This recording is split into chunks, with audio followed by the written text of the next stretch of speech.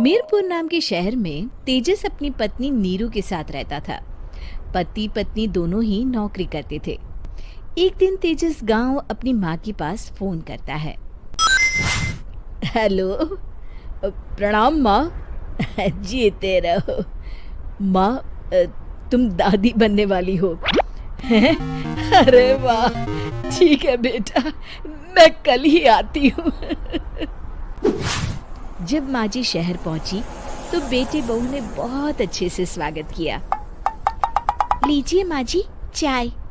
अरे गर्मा गर्म पकौड़े ले आओ माँ के लिए। नीरू रसोई में गई और 2 मिनट में ही पकौड़े ले आई। जी ये लीजिए। बहू, जादू से बनाए हैं क्या? अभी तो रसोई में गई थी।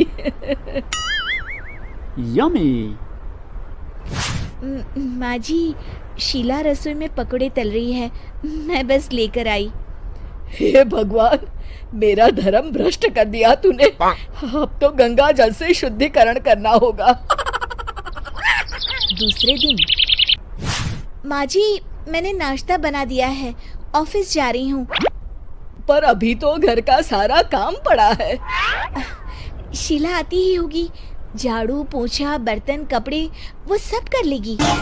हमारे जमाने में घर का सारा काम हम ही करते थे।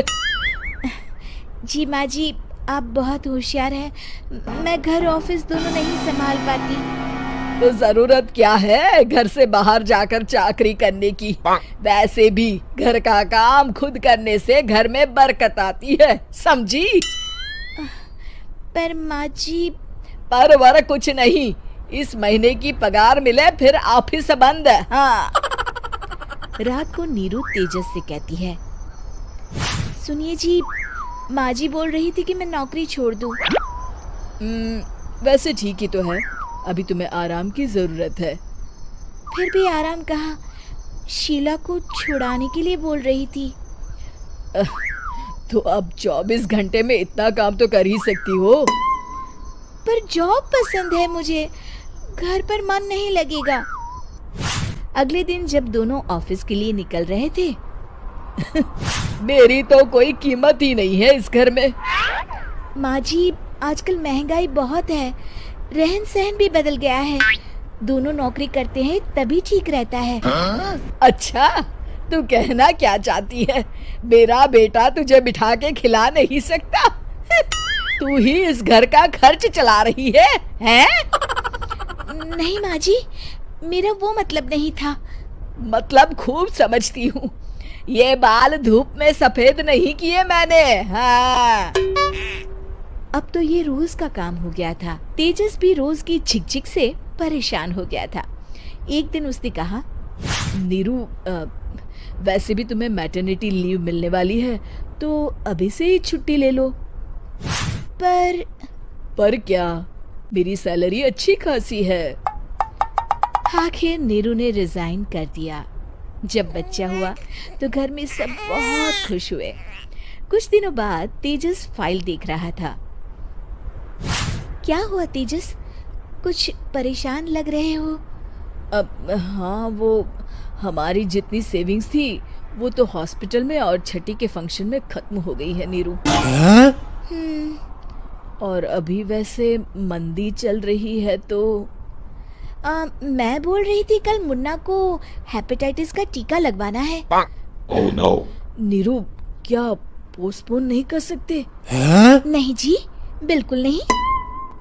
अब तेजस को समझ में आ रहा था कि उससे गलती हुई है। पैसों की कमी का असर घर के माहौल पर भी पड़ रहा था। अगले दिन, बेटा मेरा चश्मा और ये दवाइयाँ ले आना, पर्चा देते हुए माँ जी ने कहा। जी।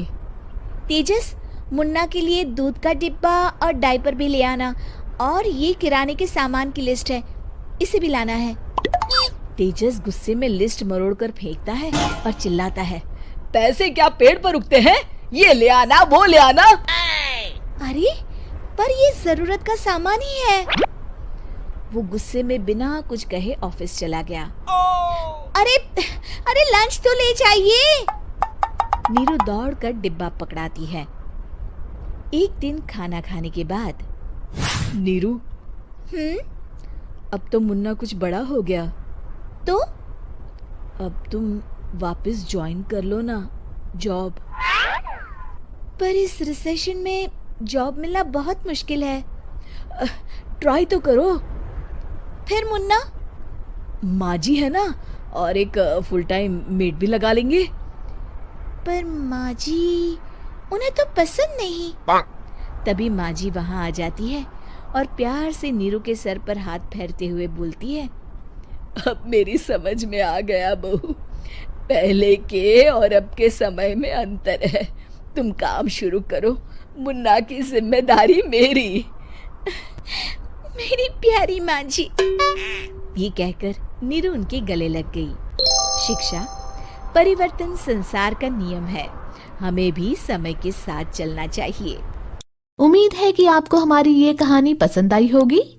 कृपया हमारे चैनल को सब्सक्राइब करें और सभी अपडेट्स के लिए बेल आइकन जरूर क्लिक करें। और हाँ, वीडियो लाइक और शेयर करना मत भूलिएगा। Bye bye.